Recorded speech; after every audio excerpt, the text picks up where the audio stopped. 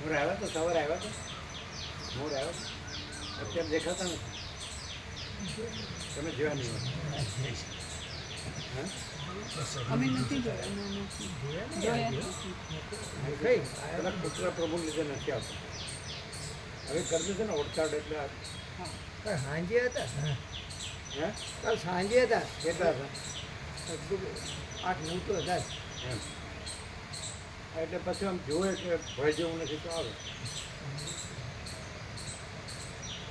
અને મેં તો પ્રભુ કદાચ પૂછીએ કેટલા હતા એટલે પછી અમે ઊભા પેલા ગણીએ ત્યારે પ્રભુ કદાચ પૂછે કે કેટલા હતા એટલે ઊભા રહીને ગણ્યા જે જેના જોઈએ ને એટલે ગણીએ કે કેટલા બહાર કેટલા છે અંદર કેટલા તો કચરો નાખવા ગયા ને હાજી નિર્ભય નિશ્ચિત હોય ને તો આખો દિવસ વિચરે હા ઠંડક જ રહે છે બહુ તાપ હોય તો બીજે ક્યાંક જાય છે રસ્તો છે પાણી છે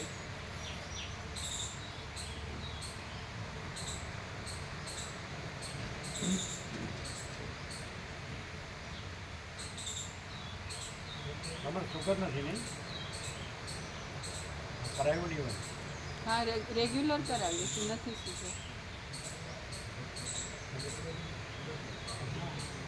જનરલી બધાને હોય જ છે ને ઘણાને હોય કેટલા 10માંથી 7 જણ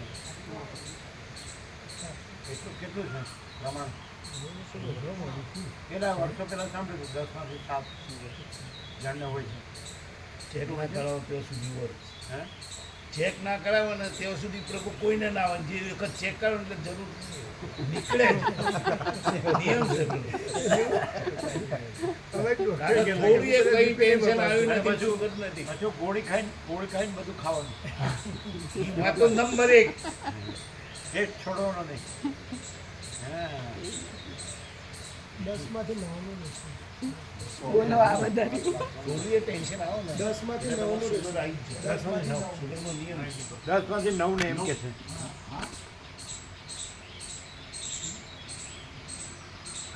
કોઈ ડોક્ટર ભાઈ જે તો એ જ પૂછ્યું તમે ડાયાબિટીસ છે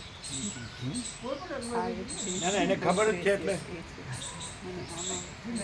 પૂછતા નહીં જાણે જ 12 MB જાણે છે એ લોકોને ખબર છે કારણ કે આજે લોકોનો આચાર વિચાર આહાર વિહારનો કોઈ ઢંગધડો જ નથી વિવેક નથી જેમ તેમ જીવે છે ને બધા ના શીતળતા આ પાછળથી એકદમ બ્રહ્મણી લહેર આવે શીતળ જોઈ તમને નહીં ખબર હોય ના અમે કીધું એટલે તમે આવે છે ના અહીં તો ફોકસ કરે છે આને અને ફોકસ કરે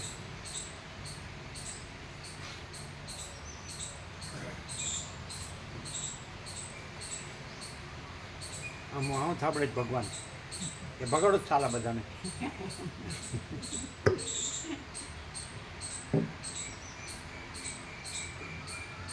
તારા ખોટી ભીડભાડ કરી રહ્યા છે જાઓ દે અને જેમાં મરવું હોય એમાં જાઓ દે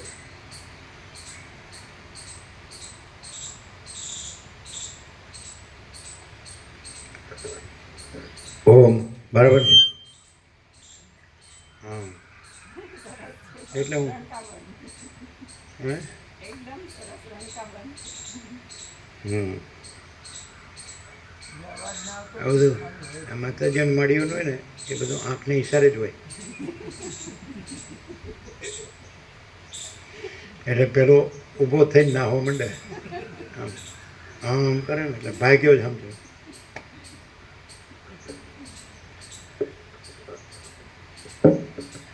પેલા કોકને ત્યાં ગયા હોય એટલે એને પેલો વાતમાં વળી ગયો હોય એટલે પછી બહાર નીકળ્યા પછી કહું ક્યારની ઈશારા કરતી તો ઉઠતા નતા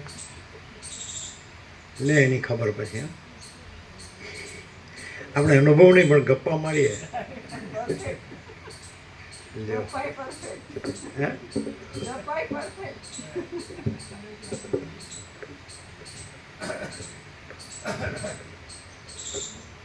આમ પાસ થતો હોય વાહનમાં વ્હીકલમાં એટલે પેલી હોટલ જો ભાડે એટલે પછી ઘૂસી જ જવાનું. વાહ ભાઈ વાહ બહુ આનંદ કર્યો નહીં કર્યો તો ખરો. પરમ ચિદાકાશ પરમ જ્યોતિ અખંડ જ્યોતિ અનંત પૂર્ણ પરમ ચિદાકાશ પરમ શાંતિ स्वयं सिद्ध स्वयं प्रकाश स्वयं पूर्ण स्वस्वरूप यही सब कुछ है, इसके सिवा कुछ नहीं है. शून्यभास अनंत कोटि महाकल्पो है ही नहीं. वशिष्ठ राम उत्पत्ति प्रकरण राउंड 39મો રાઉન્ડ. ત્રીજું પ્રકરણ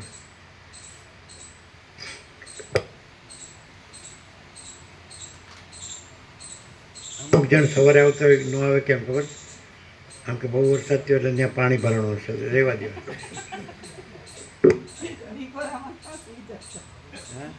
નિકોરામાં બધા ફોન કરીને પૂછતા હતા પાણી ભરાણું છે સલામત છે ને સ્વામીજી? નહીં એમ નહીં પાણી ભરાણું છે એવું નહીં તે તો ભરાય નહીં ઊંચું હતું પણ એમ કે આમ ફ્લડ આવ્યું છે એમ નર્મદામાં પૂર આવ્યું છે તો ન આવીએ એને ખબર નથી અહીં તો પરમ ચિદાકાશ પરમ જ્યોતિ અખંડ જ્યોતિનું પૂર કાયમ છે. અને ઘરે જવું હોય તો એ વિચારે નહીં ઘરે તો જવું જ પડે. ઘરે જવું હોય એ તો જવાનું જ હોય કારણ કે ત્યાં રહેવાનું કામ કરવાનું બીજું બધું હોય ને કામ હોય ને એટલે જવાનું ખોટું નથી સમજાય પણ આવવાની વાત આવવામાં હોય. હવે આટલું બધું રમખાણ થયું હતું 6 વાગે અમે પહોંચ્યા રમખાણ શરૂ થયું પછી કોઈ ફૂલ વેચવાય ને ગયા બધા નર્મદામાં બધું ગુલાબ એવું ગુલાબથી સ્વાગત. પછી 100 દિવસ સુધી ગામમાં થોડું ચમકલું થયું હતું ત્યાં કાંઈ એક લાકડી નથી અને અખંડ તત્વ પૂર્ણ તત્વ 100 દિવસ.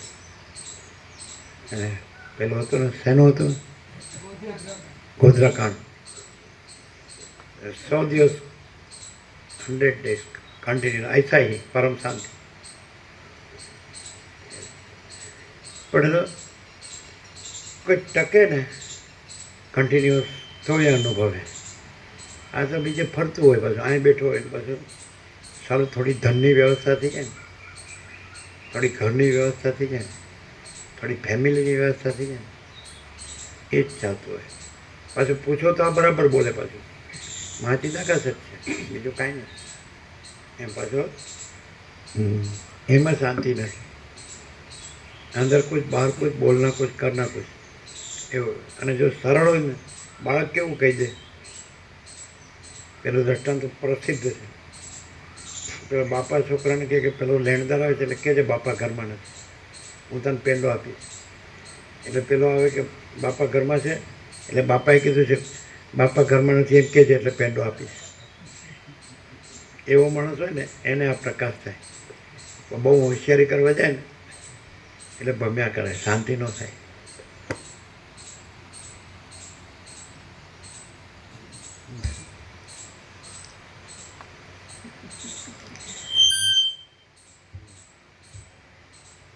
આદ્ય પરબ્રહ્મ સદગુરુ દેવ કી જય. ઓમ શ્રી પરમાત્મને નમઃ. સદગ્રંથોમાં શિરોમણી શ્રી યોગ વાસિષ્ઠ મહારામાયણ ઉત્પત્તિ પ્રકરણ પાના નંબર 116. સર્ગ બીજો. ભૌતિક દેહનું મૃત્યુ થાય છે, પરંતુ તત્વવેત્તા અને ચૈતન્યમયનું થતું નથી.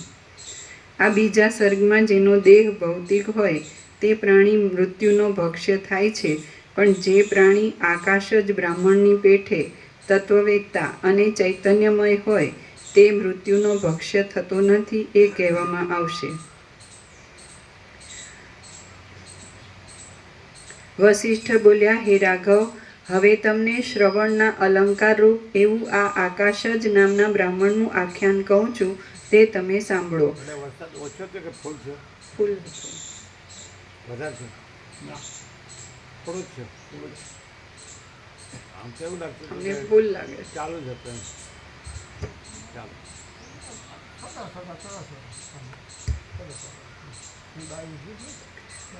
અમે બાકી. એથી આ ઉત્પત્તિ પ્રકરણ સારી રીતે સમજાશે. આકાશ જ નામનો એક પરમ ધર્માત્મા બ્રાહ્મણ હતો. તે ધ્યાનમાં જ નિષ્ઠા રાખતો હતો અને પ્રજાઓનું હિત કરવામાં તત્પર રહેતો હતો. એ ઘણું લાંબુ જીવ્યો. ત્યારે મૃત્યુએ વિચાર કર્યો કે હું અક્ષય છું અને અનુક્રમે સઘળા પ્રાણીઓને ખાઈ જાઉં છું, તો આ આકાશ જ બ્રાહ્મણને હું શા માટે ન ખાઈ જાઉં? પણ જેમ પથરામાં ખડગની ધાર બુઠ્ઠી થઈ જાય છે, તેમ આ બ્રાહ્મણ ઉપર મારી શક્તિ બુઠ્ઠી થઈ જાય છે. આવો વિચાર કરીને મૃત્યુ તે બ્રાહ્મણને મારવા માટે મેરુ પર્વત ઉપર તેના નગરમાં ગયો, કારણ કે જેઓ ઉદ્યમમાં આનંદવાળા છે તેઓ પોતાના કોઈ પણ કાર્યોને છોડતા નથી. પછી મૃત્યુ એ બ્રાહ્મણના નગરમાં પેસવા ગયો. ત્યાં તુરત જ પ્રલયકાળના અગ્નિ જેવો અગ્નિ કે જેને તે બ્રાહ્મણે કિલ્લા રૂપે રાખ્યો હતો તે એ મૃત્યુને બાળવા લાગ્યો. આમ છતાં મૃત્યુ તો એ અગ્નિની મોટી મોટી ઝાડોની હારોને ચીરીને અંદર ગયો અને તે બ્રાહ્મણને જોઈને તેને પ્રયત્નપૂર્વક હાથથી પકડવા લાગ્યો. પણ સંકલ્પ ઊભો કરેલ પુરુષ જેમ બળવાન પુરુષને સેંકડો હાથે પણ પકડી શકે નહીં, તેમ મૃત્યુ પણ તેને પકડી શક્યો નહીં. એ બ્રાહ્મણ આંખ આગળ બેઠેલો જણાતો હતો તો પણ મૃત્યુ તેને પકડી શક્યો નહીં. આથી મૃત્યુ સંશયોને છેદનારા યમરાજાની પાસે આવ્યો અને તેમને પૂછ્યું કે હે પ્રભુ, આ આકાશ જ બ્રાહ્મણને હું કેમ ખાઈ શકતો નથી? યમ બોલ્યો, હે મૃત્યુ, તું એકલો કોઈને પણ બળાત્કારથી મારવાને સમર્થ નથી. પ્રાણીઓને તો તેમના કર્મો જ મારે છે, બીજું કોઈ તેમને મારી શકતું નથી. આથી તું જો એ બ્રાહ્મણને મારી નાખવા ધારતો હોય તો યત્ન કરીને તેના કર્મોને શોધી કાઢ, એટલે તે કર્મોની સહાયથી તું એને ખાઈ શકીશ. વસિષ્ઠ બોલ્યા, પછી આ બ્રાહ્મણના કર્મોને શોધી કાઢવામાં તત્પર થયેલો તે મૃત્યુ લોકોના મંડળોમાં, દિશાઓના છેડાઓમાં, તળાવોમાં, નદીઓમાં, દિશાઓમાં, વનોમાં, અનેક જંગલોમાં, પર્વતોમાં, સમુદ્રોના કિનારાઓમાં, જુદા જુદા દ્વીપોમાં, અરણ્યોમાં, નગરોમાં, પૂરોમાં, ગામડામાં, સઘળા દેશોમાં અને દેશોની અંદરના ગહન સ્થળોમાં ફરવા લાગ્યો. એ પ્રમાણે મૃત્યુ સઘળા ભૂમંડળમાં ફર્યો, પણ તેને ક્યાંય પેલા આકાશ જ બ્રાહ્મણના કર્મોનો પત્તો મળ્યો નહીં. જેમ સમજુ માણસને પણ વાંજણીના પુત્રનો પત્તો મળે નહીં અને એક માણસને બીજાના સંકલ્પથી ઊભા કરેલા પર્વતનો પત્તો મળે નહીં, તેમ તે મૃત્યુને પણ એ આકાશ જ બ્રાહ્મણના કર્મોનો પત્તો મળ્યો નહીં. એટલે મૃત્યુએ સઘળા વિષયોને જાણનારા એવા યમરાજાની પાસે આવીને તેમને પૂછ્યું, કારણ કે સંદેહવાળા વિષયોમાં સેવકોને હંમેશા સ્વામીઓના વચન ઉપર આધાર રહે છે. મૃત્યુ બોલ્યો, હે પ્રભુ, આકાશ જ બ્રાહ્મણના કર્મો કયા સ્થળમાં છે તે કહો. એટલે યમરાજે ઘણીવાર સુધી વિચાર કરીને મૃત્યુને આ પ્રમાણે કહ્યું. યમ બોલ્યો, હે મૃત્યુ, એ આકાશ જ બ્રાહ્મણના કોઈ જ કર્મો નથી, કારણ કે એ બ્રાહ્મણ કેવળ આકાશથી ઉત્પન્ન થયો છે. જે આકાશથી ઉત્પન્ન થયો હોય તે નિર્મળ આકાશ જેવો જ હોય છે. આથી તને સહાય આપે એવા તેના કોઈ પણ કર્મો નથી. જેમ વાંજણીના પુત્રને અથવા જેનો જન્મ ન થયો હોય તેને પૂર્વ કર્મનો જરા પણ સંબંધ હોતો નથી, તેમ એ આકાશજને પણ પ્રાચીન કર્મનો જરા પણ સંબંધ નથી. અવિદ્યા આદિ કારણો નહીં હોવાને લીધે એ બ્રાહ્મણ આકાશ રૂપ જ છે. જેમ આકાશમાં મોટું ઝાડ નથી, તેમ એ બ્રાહ્મણનું પૂર્વકર્મ છે જ નહીં. આમ પૂર્વકર્મો નહીં હોવાને લીધે એનું ચિત્ત પરવશ નથી અને આજ સુધી પોતાને ભોગવવું પડે એવું કોઈ કર્મ તેણે કર્યું નથી. આ પ્રમાણે આકાશના ઘરરૂપ એ બ્રાહ્મણ સ્વચ્છ આકાશરૂપી પોતાના કારણમાં જ રહેલો છે, માટે તે નિત્ય છે. એને ઉત્પન્ન કરનારા કોઈ પણ કર્મો નથી, એના પૂર્વકર્મો નથી, તેમ હમણાં પણ એ કાંઈ પણ કર્મ કરતો નથી. આથી જગતમાં એ ચિદાકાશ રૂપ જ છે, છતાં પણ એનું પ્રાણના ચલનરૂપી જે કર્મ આપણા જોવામાં આવે છે તે માત્ર આપણા જેવા લોકોના જ જોવામાં આવે છે, પણ એ બ્રાહ્મણ એ કર્મને સાચું છે એ જાણતો નથી. એ બ્રાહ્મણ ચૈતન્યરૂપ સ્તંભમાં ચૈતન્યરૂપ પૂતળી જેવો છે. આથી તેનો આકાર ચૈતન્યથી વિલક્ષણ દેખાય છે તે તો દેખાવ માત્ર જ છે, વાસ્તવિક રીતે તો તે ચૈતન્યથી વિલક્ષણ નથી. જેમ જળમાં દ્રવપણું રહ્યું છે, આકાશમાં શૂન્યપણું રહ્યું છે અને વાયુમાં ચંચળપણું રહ્યું છે, ચલનપણું રહ્યું છે, તેમ પરમપદમાં એ બ્રાહ્મણ રહ્યો છે. એના કોઈ હમણાંના કર્મો નથી, એમ પૂર્વ કર્મો પણ નથી. તેથી એ બ્રાહ્મણ સંસારને વશ થયો નથી. જે જીવ સહાય આપનારા બીજા કોઈ પણ કારણોની સહાય વિના ઉત્પન્ન થાય છે તે પોતાના કારણથી જુદો હોતો નથી, એ અનુભવ સિદ્ધ છે. એની ઉત્પત્તિમાં પણ સહાય આપનારા બીજા કોઈ કારણો નથી, તેથી એ સ્વયંભૂ કહેવાય છે. એણે પૂર્વે કાંઈ કર્મ કર્યું નથી અને હમણાં પણ એ પોતાની દ્રષ્ટિથી કાંઈ કરતો નથી. તો તું કહે તેને શી રીતે દબાવી શકાય? જે જીવને હું દેહરૂપ છું એવો નિશ્ચય થઈ જાય છે તે દેહરૂપ જ થઈ જાય છે અને તેને તરત પકડી શકાય છે. માટે એ બ્રાહ્મણ જો હું દેહરૂપ છું એવી મરણરૂપ કલ્પના કરશે તો જ તારાથી તેને પકડી શકાશે. પણ હજી એ બ્રાહ્મણને દેહાભિમાન થયું નથી, તેથી એ દેહ રહિત છે. માટે જેમ મજબૂત દોરીથી પણ આકાશને બાંધી શકાતું નથી, તેમ તારાથી એને બાંધી શકાશે નહીં. મૃત્યુ બોલ્યો, હે ભગવાન, શી રીતે આ બ્રાહ્મણ શૂન્ય આકાશમાંથી ઉત્પન્ન થયો એ તમે કહો. વળી પૃથ્વી આદિ પંચભૂતમય દેહનો સંબંધ કેવી રીતે થાય છે તથા કેવી રીતે થતો નથી તે પણ કહો. યમ બોલ્યો, એ બ્રાહ્મણ કેવળ વિજ્ઞાનના પ્રકાશરૂપ છે, માટે એ કદી જન્મ્યો નથી અને કદી પણ નથી હોતો એમ નથી. એ તો સદા નિર્વિકાર સ્વરૂપે રહ્યો છે. જ્યારે મહાપ્રલય થાય છે ત્યારે બીજું કાંઈ પણ અવશેષ રહેતું નથી, માત્ર શાંત, અજર, અનંત, કેવળ, સૂક્ષ્મ, ઉપાધિરહિત, સર્વોત્તમ અને અનાત્મ પદાર્થોથી રહિત એ પરબ્રહ્મ જ રહે છે. યમ બોલ્યો, એ બ્રાહ્મણ કેવળ વિજ્ઞાનના પ્રકાશરૂપ છે, માટે એ કદી જન્મ્યો નથી અને કદી પણ નથી હોતો એમ નથી. એ તો સદા નિર્વિકાર સ્વરૂપે રહ્યો છે. જ્યારે મહાપ્રલય થાય છે ત્યારે બીજું કાંઈ પણ અવશેષ રહેતું નથી, માત્ર શાંત, અજર, અનંત, કેવળ, સૂક્ષ્મ, ઉપાધિરહિત, સર્વોત્તમ અને અનાત્મ પદાર્થોથી રહિત એ પરબ્રહ્મ જ રહે છે. પછી જ્યારે સૃષ્ટિના આરંભનો સમય થાય છે ત્યારે એ બ્રહ્મનો સ્વભાવ જ્ઞાન માત્ર હોવાને લીધે તેમાં પર્વતના જેવું તથા હું દેહ છું એમ કહેવાના પાત્રરૂપ એવું વિરાટ સ્વરૂપ આપણી વાસનાઓ રૂપી હેતુથી કાકતાલીય ન્યાય વડે સ્ફુરી નીકળે છે. તે સમયે જીવોને ઉપર કહેલા હેતુથી સ્વપ્ન સંબંધી શરીર જેવો મિથ્યા આકાર અકસ્માત જોવામાં આવે છે. સૃષ્ટિના આરંભમાં એ પરબ્રહ્મરૂપ આકાશમાં એ આકાશ જ બ્રાહ્મણ રહ્યો છે અને તે નિર્વિકલ્પ તથા ચિદાકાશ રૂપ ધારણ કરીને રહ્યો છે. એને દેહ, કર્મો, કર્તાપણું કે વાસના કાંઈ પણ નથી. એ શુદ્ધ ચિદાકાશ રૂપ છે, જ્ઞાન ઘન છે અને વ્યાપક છે. જેમ તેજ કેવળ પ્રભારૂપ જ છે, તેમ એ બ્રાહ્મણ કેવળ ચિદાકાશ રૂપ છે. તેથી તેને પૂર્વજન્મની વાસનાઓની કાંઈ પણ જાળ નથી. જો એના ચિત્તની વૃત્તિ બહિર્મુખ ન હોય તો તે હમણાં જેવો જોવામાં આવે છે તેવો પણ તે જોવામાં આવે નહીં.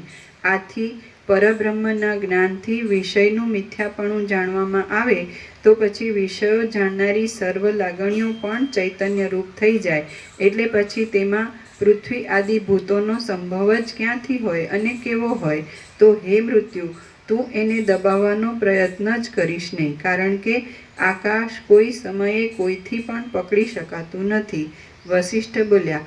આ સાંભળીને મૃત્યુ વિસ્મય પામ્યો અને પાછો પોતાને સ્થળે ગયો. રામ બોલ્યા. આ તો આપે સ્વયંભૂ, અજન્મા, એકાત્મા અને વિજ્ઞાનરૂપ એવા મારા પ્રપિતામહ બ્રહ્માની આખ્યાયિકા કહી છે એમ હું ધારું છું. વસિષ્ઠ બોલ્યા. હે રામ, તમે ધારો છો તેમ જ છે. આ બ્રહ્માની જ વાત મેં તમારી આગળ કહી છે. એ બ્રહ્માને સારું જ પૂર્વે મૃત્યુએ યમરાજની સાથે વાતચીત કરી હતી. બે મનુઓના સંધિના સમયમાં સર્વને ખાઈ જનારા મૃત્યુએ જ્યારે પ્રજાઓનો નાશ કરીને બળ મેળવ્યું હતું અને બ્રહ્માને પણ દબાવવાનો આરંભ કર્યો હતો, ત્યારે યમરાજાએ તેને ઉપર કહ્યા પ્રમાણે સમજણ આપી હતી. જે કામ નિત્ય કરવામાં આવતું હોય તે કામમાં જ રુચિ વધતી જાય છે એ સ્વાભાવિક છે. આથી સર્વને મારતા મૃત્યુને બ્રહ્માને પણ મારવાનું મન થયું હતું, પણ બ્રહ્મા તો પરબ્રહ્મ રૂપ છે. મૃત્યુ તેને શી રીતે દબાવી શકે? બ્રહ્માનું શરીર કેવળ મનોમાત્ર છે, સંકલ્પ માત્ર છે અને પૃથ્વી આદિ ભૂતોથી રહિત છે. એ બ્રહ્મા પરબ્રહ્મ ચિદાકાશના ચમત્કાર રૂપ છે અને અનુભવરૂપી આકારવાળા છે. તેથી તે પરબ્રહ્મ જ છે અને તેને કારણપણું કે કાર્યપણું કાંઈ જ નથી. જેમ સંકલ્પથી ઉત્પન્ન થયેલા પુરુષને પૃથ્વી આદિ પંચભૂતોનો સંબંધ હોતો નથી અને તે જેમ આકાશમાં સ્ફુર્યા કરે છે, તેમ બ્રહ્મા પણ પરબ્રહ્મમાં સ્ફુર્યા કરે છે.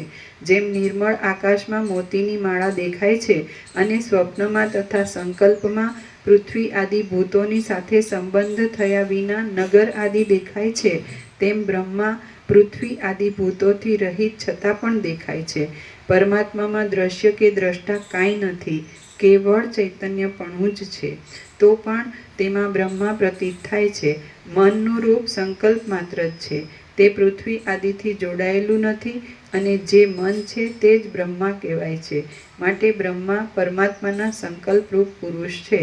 એમાં પૃથ્વી આદિ કાંઈ જ નથી. જેમ ચિત્રનો આરંભ કર્યા પહેલાં ચિતારાના મનમાં દેહ વિનાની પૂતળી ખડી થઈ જાય છે, તેમ પરમાત્મામાં મન ખડું થઈ જાય છે અને તે જ બ્રહ્મા રૂપે ભાસે છે. જે પરમાત્મા ચિદાકાશ રૂપ છે, કેવળ છે અને આદિ મધ્ય તથા અંતથી રહિત છે, તે જ પરમાત્મા પરમાત્મામાં નથી એવા અજ્ઞાનને લીધે જાણે આકારવાળા અને પુરુષ જેવા જોવામાં આવે છે. વાસ્તવિક રીતે વિચારતા તો વાંજણીના પુત્રની પેઠે તે પરમાત્માને દેહ જ નથી. શ્રી યોગ વાસિષ્ઠ મહારામાયણમાં ઉત્પત્તિ પ્રકરણનો આદિ સૃષ્ટિ કર્તૃવર્ણન નામનો સર્ગ બીજો સમાપ્ત. સર્ગ ત્રીજો. મના સંકલ્પથી થયેલું જગત મિથ્યા છે. આ ત્રીજા સર્ગમાં બ્રહ્મા મનરૂપ છે અને સઘળું જગત તેમના સંકલ્પથી જ થયું છે. માટે જગત મનોરાજ્યની પેઠે મિથ્યા છે એમ નિરૂપણ કરવામાં આવશે. રામ બોલ્યા. પૃથ્વી આદિથી રહિત અને શુદ્ધ જે મન છે તે જ બ્રહ્મા છે એમ તમે કહી ગયા તો એ વાત અનુભવમાં આવે છે. બ્રહ્મા મનરૂપ હોવાથી તેમનું શરીર પૃથ્વી આદિથી બનેલું હોવું જ ન જોઈએ, પરંતુ મારા, તમારા તથા બીજા પ્રાણીઓના શરીરોની ઉત્પત્તિમાં જેમ પૂર્વજન્મની વાસનાઓ કારણરૂપ છે, તેમ બ્રહ્માની ઉત્પત્તિમાં પણ તેમના પૂર્વજન્મની વાસનાઓ શા માટે કારણરૂપ ન હોય એ વિશે તમે મને કહો. વસિષ્ઠ બોલ્યા. જેને ભોગવવાના પૂર્વકર્મોવાળો પૂર્વદેહ હોય તેને આ દેહની ઉત્પત્તિ થવામાં પૂર્વદેહની વાસનાઓ કારણરૂપ હોય છે, પણ બ્રહ્માને તો પૂર્વદેહ જ ન હતો અને તેને લીધે તેમને પૂર્વનું કાંઈ જ કર્મ ન હતું. એટલે પછી બ્રહ્માને પૂર્વદેહની વાસનાનો ઉદય તથા શરીરનો જન્મ ઘટે જ કેવી રીતે? આથી બ્રહ્માનું શરીર સહાય આપનારા કારણો વિના જ પ્રકાશે છે અથવા આપણી કલ્પનારૂપ કારણને લીધે જ પ્રકાશે છે. યથાર્થ જ્ઞાનવાળા એ બ્રહ્મા તો પોતાના કારણરૂપ ચિદાકાશથી ભિન્ન રૂપ જ નથી. હે રામ, અજન્મા અને સ્વયંભૂ એવા એ બ્રહ્માનો જે દેહ છે તે લિંગ દેહ જ છે, એમનો ભૂતમય એવો સ્થૂળ દેહ નથી. રામ બોલ્યા, સર્વ પ્રાણીઓને લિંગ દેહ અને સ્થૂળ દેહ એમ બે દેહ છે, ત્યારે બ્રહ્માને એક લિંગ દેહ જ છે, તો તેનું કારણ શું? વસિષ્ઠ બોલ્યા, સઘળા પ્રાણીઓના શરીર પંચમહાભૂતોવાળા છે, તેથી તેમને બબ્બે દેહ છે.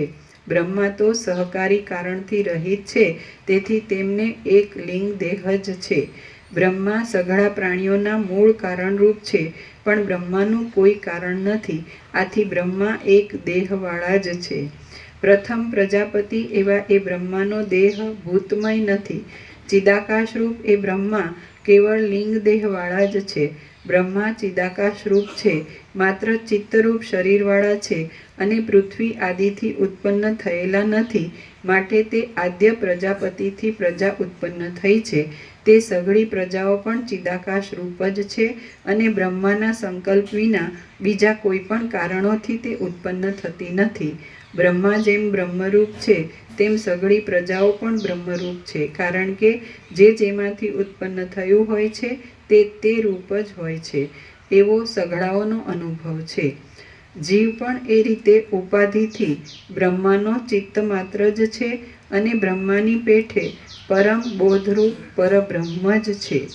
તે પૃથ્વી આદિથી ઉત્પન્ન થયેલા શરીરપણાને કદી પામતો નથી. ચિત્તરૂપી દેહવાળા અને અહંભાવના ઉદય સ્થાન એવા બ્રહ્મા સંસારમાં વ્યવહાર કરનારા સઘળા પ્રાણીઓનું પૂર્વરૂપ છે. આમ જેમ વાયુથી ઉત્પન્ન થતી ચલનરૂપ સૃષ્ટિ વાયુથી જુદી નથી, તેમ બ્રહ્માથી ઉત્પન્ન થયેલી આ સૃષ્ટિ પણ બ્રહ્માથી જુદી નથી. તે બ્રહ્મારૂપ જ છે. પ્રાતિભાસિક શરીરવાળા બ્રહ્માથી ઉત્પન્ન થયેલી આ સૃષ્ટિ પણ પ્રાતિભાસિક શરીરવાળી જ છે, અને તે આપણને સાચી હોય એમ લાગે છે. તમને સ્વપ્નમાં તે સ્વપ્નથી ઉત્પન્ન થયેલી સ્ત્રીની સાથે થયેલું સુરત પ્રાતિભાસિક છતાં પણ ક્રિયા થવાથી જેમ સાચું લાગે છે, તે જ પ્રમાણે આ સૃષ્ટિ પ્રાતિભાસિક છે, છતાં પણ ક્રિયા થવાથી તે સાચી લાગે છે. પૃથ્વી આદિથી રહિત ચિદાકાશમય આકૃતિવાળા પ્રાણીઓના સ્વામી અને પુરુષ જેવી આકૃતિવાળા બ્રહ્મા સ્થૂળ દેહથી રહિત હોવા છતાં પણ જાણે તે સ્થૂળ દેહવાળા હોય એવા જણાય છે. એ બ્રહ્મા પરમાત્માના સંકલ્પરૂપ છે, તેથી તે જગતની પેઠે કર્માધીન નથી, આથી તે જન્મતા નથી, તેમ મરતા પણ નથી. સંકલ્પથી થયેલા પુરુષરૂપ અને પૃથ્વી આદિથી રહિત શરીરવાળા એ બ્રહ્મા કેવળ ચિત્તમાત્ર જ છે, અને તે સઘળા બ્રહ્માંડની ઉત્પત્તિના કારણરૂપ છે. જે પ્રકારથી એ બ્રહ્માનો સંકલ્પ પ્રફુલ્લિત થાય છે, જે પ્રકારથી એ બ્રહ્માનો સંકલ્પ પ્રફુલ્લિત થાય છે, તે પ્રકારથી આ જગત પ્રકટ થતું આવે છે. જેમ તમારા સંકલ્પથી કોઈ સમયે પર્વત ઉત્પન્ન થાય છે, તેમ બ્રહ્માના સંકલ્પથી આ જગત ઉત્પન્ન થાય છે.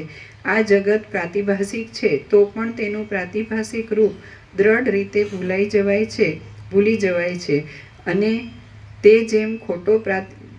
જેમ ખોટો પ્રાતિભાસિક પિશાચ ભૂલને લીધે સ્થૂળ શરીરવાળો દેખાય છે, તેમ તે જગત પણ પૃથ્વી આદિથી બનેલા સ્થૂળ શરીરવાળું દેખાય છે. બ્રહ્મા તો માયા વિશિષ્ટ પરમાત્માના પ્રથમ સંકલ્પથી જ ઉત્પન્ન થયા છે, તેથી તે શુદ્ધ જ્ઞાનવાળા છે. આપણે પ્રાતિભાસિક રૂપને ભૂલી ગયા છીએ, તેમ એ પોતાના પ્રાતિભાસિક રૂપને ભૂલી જતા નથી. આ સ્થૂળ દેહની ભ્રાંતિરૂપ ચૂડેલ ઝાંઝવાના જળની પેઠે અસત્ય છે, અને જડપણારૂપ ખોટા ભ્રમને આપનારી છે. એ કારણને લીધે તે બ્રહ્માને વળગતી નથી.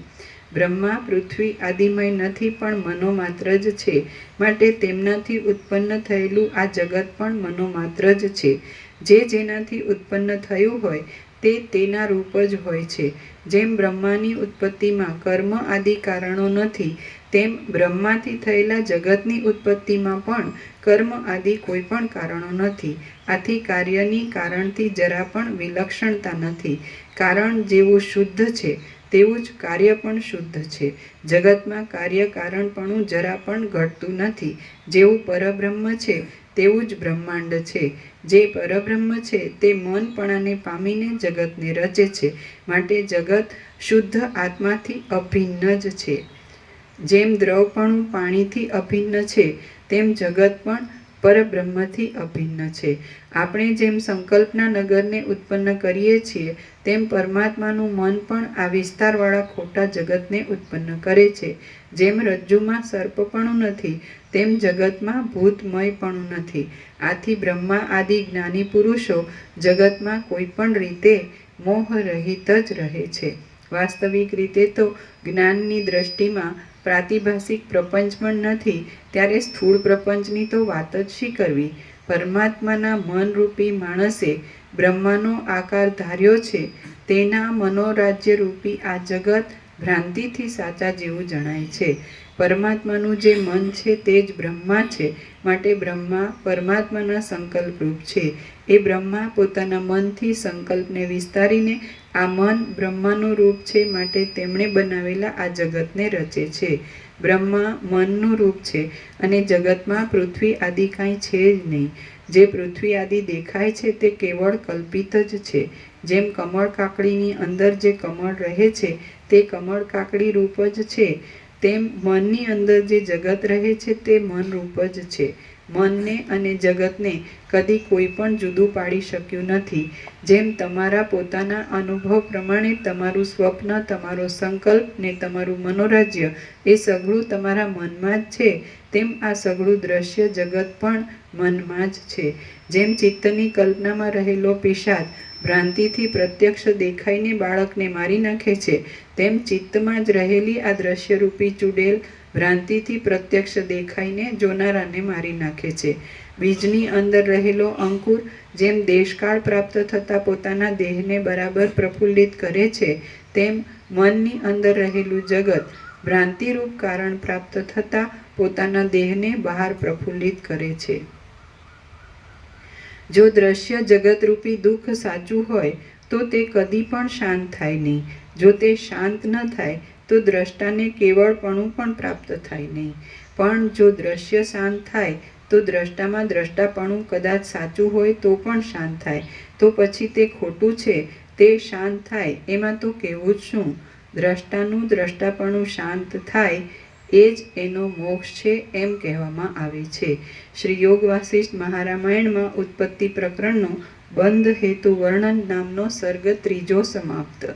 સર્ગ 4 સત્સંગ વર્ણન, સાયંકાળ તથા પ્રાતઃકાળનું વર્ણન અને ઉપદેશનો આરંભ.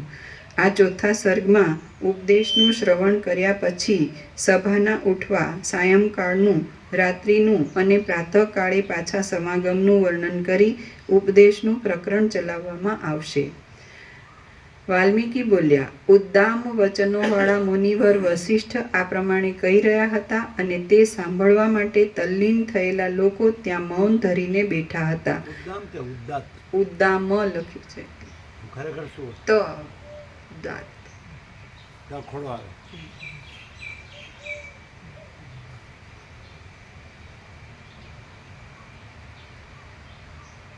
ઉદ્દામ હુસેન. સદામ એ સદામ. વાલ્મીકી બોલ્યા, ઉદ્દાત વચનોવાળા મુનિવર વસિષ્ઠ આ પ્રમાણે કહી રહ્યા હતા અને તે સાંભળવા માટે તલ્લીન થયેલા લોકો ત્યાં મૌન ધરીને બેઠા હતા. ત્યાં લોકોએ એકાગ્રતા માટે શરીરોનું ચલન પણ બંધ કર્યું હતું. તેથી તેમના આભરણોની ઘૂઘરીઓના શબ્દો પણ બંધ પડી ગયા હતા. ત્યાં પાંજરાઓમાં બેઠેલા હારિત પક્ષીઓ તથા પોપટો પણ પોતાની રમત બંધ કરીને સાંભળતા હતા. લલનાઓ પણ પોતાના વિલાસોને બંધ કરીને બેસી રહી હતી અને સઘળી રાજસભા જાણે ચિત્રમાં આલેખેલી હોય તેમ સ્થિર થઈને બેઠી હતી. ત્યારે દિવસ માત્ર 2 ઘડી બાકી રહ્યો હતો. તડકો મંદ પડી ગયો હતો. સૂર્યના કિરણો અલ્પ થઈ ગયા હતા અને લોકોના વ્યવહારો પણ આછા બની ગયા હતા. પ્રફુલ્લિત થયેલા કમળોની સુગંધોથી પુષ્ટ થયેલા વાયુઓ ત્યાં જાણે કથા શ્રવણ કરવા આવતા હોય તેમ તે મંદ મંદ વાવા લાગ્યા હતા. ત્યાં સાંભળેલા વિષયનું જાણે મનન કરવાની ઈચ્છા રાખતા હોય તેમ સૂર્યનારાયણ પણ જગતમાં ફરવાની ખટપટ છોડી દઈને અસ્તાચળના નિર્જન સ્થળમાં ચાલ્યા ગયા હતા. જ્ઞાનની વાર્તાના શ્રવણથી જેવી અંદર શીતળતા થાય તેવું શીતળતાવાળું ઝાકળ જ્યારે વનની ભૂમિઓમાં પડવા લાગ્યું હતું, જેમ સાવધાનપણે સાંભળવા માટે શ્રોતાઓની હેરફેર ઓછી થઈ ગઈ હતી, તેમ સઘળી દિશાઓમાં સઘળા લોકોની હેરફેર પણ ઓછી થઈ ગઈ હતી.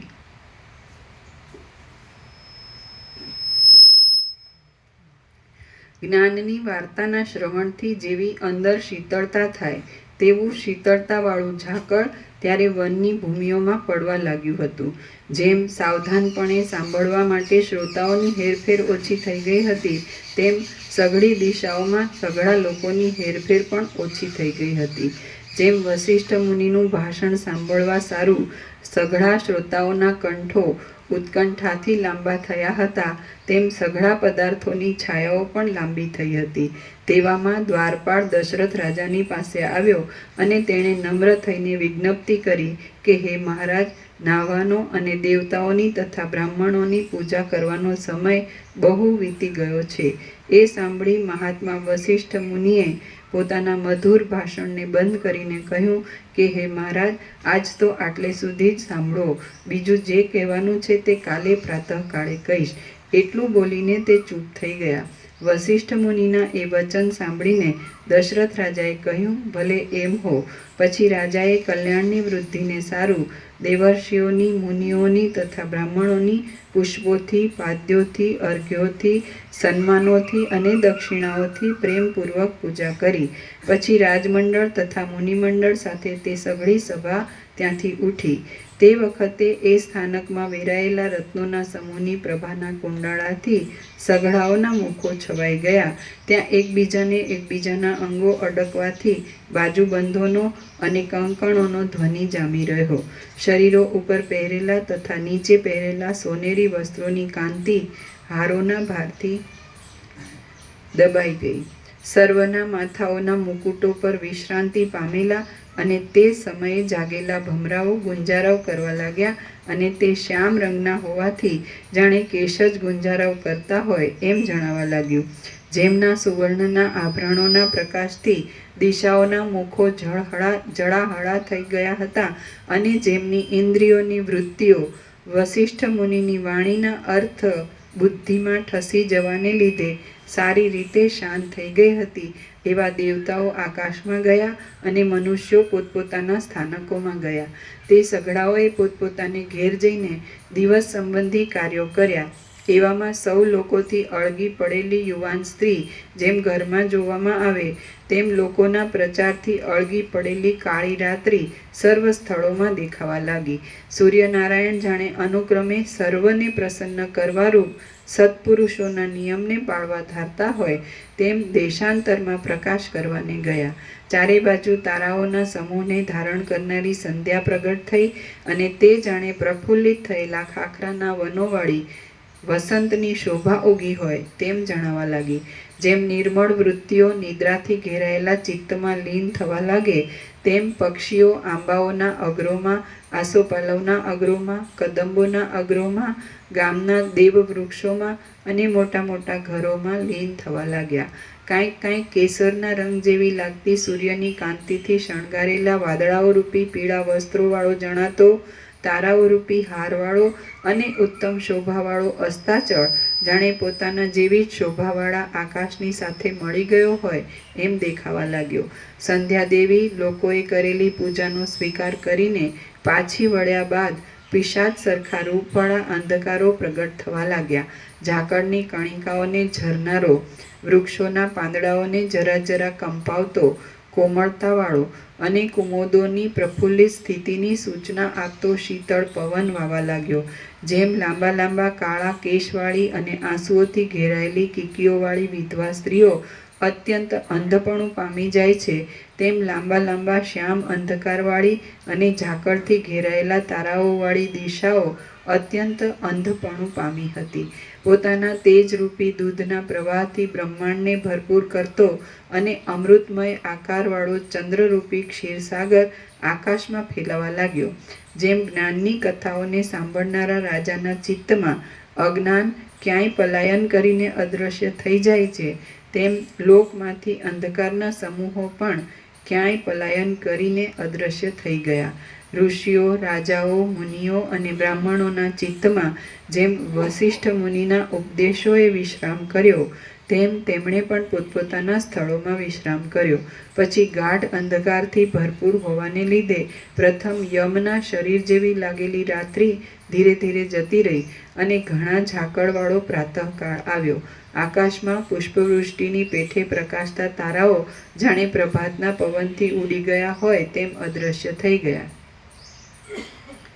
મહાત્માઓના મનમાં જેમ પોતાના સ્વરૂપના પ્રકાશથી નવી એવી વિવેકની વૃત્તિ ઉદય પામે, તેમ આકાશમાં પોતાના પ્રકાશથી લોકોના ચક્ષુઓને ઉઘાડનારો પ્રાતઃકાળનો સૂર્ય પ્રકટ જણાવા લાગ્યો.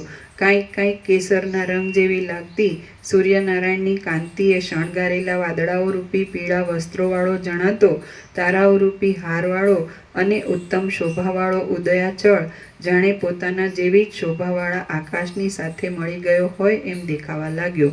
દેવલોકો અને મનુષ્ય લોકો પ્રાતઃકાળની ક્રિયાઓને આટોપી લઈને આગલા દિવસની જેમ સભાઓમાં આવ્યા. પાછલે દિવસે જે ક્રમથી સભા બેઠી હતી તે જ ક્રમથી તે દિવસે પણ સઘળી સભા બેઠી અને જેમ પવનથી મુક્ત થયેલું સરોવર સ્થિર થઈ જાય તેમ તે સ્થિર થઈ ગઈ. પછી પ્રસંગ પ્રાપ્ત થતાં રામચંદ્રજીએ સર્વ ભાષણકર્તાઓમાં ઉત્તમ એવા મહામુનિ વસિષ્ઠને નીચે પ્રમાણે મધુર વાણીથી પૂછ્યું. રામ બોલ્યા, હે ભગવાન, મન આ સઘળી લોકરૂપી લતાને વિસ્તારનારું છે, તો તેનું રૂપ કેવું છે તે મને સ્પષ્ટ રીતે કહો. વસિષ્ઠ બોલ્યા, હે રામ, મન આકાશની પેઠે શૂન્ય છે અને જડ આકારવાળું છે. તેનું નામ માત્ર વિના બીજું કાંઈ પણ રૂપ જોવામાં આવતું નથી. હે રામ, એ મનનું રૂપ બહાર કે હૃદયમાં પણ સ્પષ્ટ દેખાય એવું નથી, તો પણ એ મન આકાશની પેઠે સર્વ સ્થળોમાં વ્યાપીને રહ્યું છે. ક્ષણે ક્ષણે સંકલ્પો કરનારા એ મનમાંથી ઝાંઝવાના પાણી જેવું અને બીજા ચંદ્રની ભ્રાંતિ જેવું આ સઘળું જગત ઉત્પન્ન થયું છે. પ્રત્યક્ષ અથવા પરોક્ષ પદાર્થોનું ગ્રહણ કરવા જતાં વચમાં તે પદાર્થોનો જે આકાર સ્ફુરે છે તે આકાર જ લોકોનું મન કહેવાય છે. મનનું બીજું કાંઈ સ્વરૂપ નથી, અથવા નિરાકાર ચૈતન્યનો પદાર્થો રૂપે જે અધ્યાસ છે તે જ મન કહેવાય છે. એ વિના બીજું કાંઈ પણ મનનું સ્વરૂપ નથી. જે સંકલ્પ થાય છે તે જ મન છે. જેમ જળ દ્રવથી જુદો પડતો નથી અને જેમ દ્રવ જળથી જુદો પડતો નથી અને ચલન વાયુથી જુદું પડતું નથી, તેમ મન સંકલ્પથી જુદું પડતું નથી. જ્યાં જ્યાં સંકલ્પ ઉઠે છે ત્યાં ત્યાં તેવા આકારથી મન જ ગોઠવાય છે એમ સમજવું. સંકલ્પને અને મનને આજ દિવસ સુધી કોઈએ પણ જુદા પાડ્યા નથી. પદાર્થોનો પ્રતિભાસ ખરો હો કે ખોટો હો, તો પણ તે પ્રતિભાસ મનનું સ્વરૂપ જ છે અને એ મન જ લિંગ શરીરવાળા બ્રહ્મા કહેવાય છે એમ તમે સમજો. એ મનરૂપી બ્રહ્મા પોતાનામાં રહેલા સૂક્ષ્મ જગતને લાંબા કાળના પરિચયને લીધે સ્થૂળ માની લે છે, એ જ તેનું સ્રષ્ટાપણું છે. એવી રીતે મનના સર્જેલા દ્રશ્ય પદાર્થના પણ અવિદ્યા, સંસ્કૃતિ, ચિત્ત, મન, બંધ, મળ અને તમ એ નામો કહેવાઈ શકે છે એમ વિદ્વાનો કહે છે. દ્રશ્ય પદાર્થ વિના બીજું કાંઈ પણ મનનું પ્રત્યક્ષ રૂપ નથી, પરંતુ એ દ્રશ્ય પદાર્થ તો ઉત્પન્ન જ થયો નથી. એ વિશે હું પાછળથી કહીશ. જેમ કમળના સૂક્ષ્મ બીજમાં કમળનો આખો વેલો રહે છે, તેમ સૂક્ષ્મ ચૈતન્યની અંદર જ આ સઘળું દ્રશ્ય જગત રહેલું છે. જેમ દેખાવ એ પ્રકાશનો સ્વભાવ છે, ચપળપણું એ વાયુનો સ્વભાવ છે અને દ્રવપણું એ જળનો સ્વભાવ છે, તેમ દ્રશ્યપણું એ દ્રષ્ટાનો સ્વભાવ છે. જેમ બાજુબંધની સત્તા સુવર્ણની સત્તાથી જુદી નથી, જેમ ઝાંઝવાના જળની સત્તા કિરણોની સત્તાથી જુદી નથી, અને જેમ સ્વપ્નની ભીતિની સત્તા સ્વપ્નથી જુદી નથી, તેમ દ્રશ્યની સત્તા દ્રષ્ટાથી જુદી નથી. આમ દ્રષ્ટામાં દ્રશ્યપણું સ્વભાવ રૂપે રહ્યું છે, અને તે તમારા ચિત્તરૂપી દર્પણના મેલરૂપ છે. માટે તેને પણ હું હવે તુરત લૂછી નાખું છું. જ્યારે દ્રશ્યની જુદી સત્તા માનવામાં આવે જ નહીં, ત્યારે દ્રશ્યના અભાવને લીધે દ્રષ્ટામાં દ્રષ્ટાપણું રહે નહીં. આ પ્રમાણે દ્રશ્ય મિથ્યા થાય છે, એટલે સત્ય એવા આત્માને કેવળપણું પ્રાપ્ત થાય એમ સમજવું. જેમ વાયુનું હાલવું ચાલવું બંધ પડે છે, એટલે પાંદડા આદિ પણ હાલતા ચાલતા બંધ પડે છે, તેમ કૈવલ્યના બોધથી ચિત્ત કેવળ આત્મારૂપ થાય છે, એટલે ચિત્તનું ચલન પણ બંધ પડે છે. તેથી રાગ અને દ્વેષ આદિ વાસનાઓ પણ બંધ પડી જાય છે. દિશાઓ, પૃથ્વી અને આકાશ આદિ કોઈ પ્રકાશ યોગ્ય પદાર્થ ન રહે તો પ્રકાશનું રૂપ નિર્મળ થાય છે. તેમજ હું, તું અને જગતરૂપ દ્રશ્યોનો અભાવ થાય છે, તો નિર્મળ સ્વરૂપવાળા દ્રષ્ટાનો પણ તેવો જ શુદ્ધ કેવળી ભાવ કેવળપણું થાય છે. પર્વત આદિ પદાર્થોનું પ્રતિબિંબ નહીં પડવાથી દર્પણને તેનું સ્વરૂપાત્મક કેવળપણું રહે છે. તેમજ હું, તું અને જગત આદિ દ્રશ્યનો ભ્રમ શાંત થતાં દ્રષ્ટાપણાથી રહિત થયેલા આત્માનું પણ કેવળપણું થાય છે.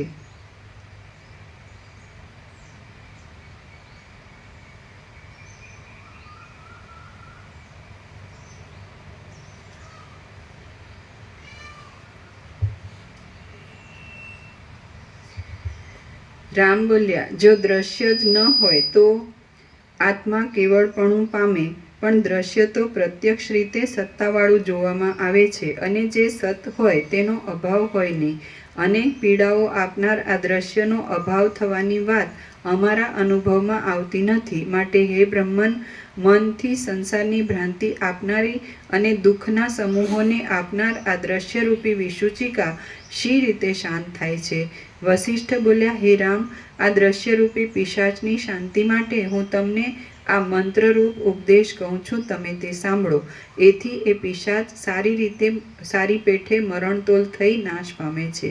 જે હોય છે તેનો કદી પણ નાશ થતો નથી. માટે દ્રશ્ય પદાર્થ જો હોય તો તેનો નાશ સંભવે નહીં. કદાચ તે પદાર્થ અંતર્ધાન થઈ જાય તો પણ તે હૃદયની અંદર બીજ રૂપે રહે, એટલે તે બીજથી ચિદાકાશમાં દ્રશ્યતા પાછી ઉત્પન્ન થાય અને લોકો, પર્વતો તથા આકાશ આદિ આકારવાળા પ્રપંચરૂપ પ્રબળ દોષને ઉત્પન્ન કરે છે.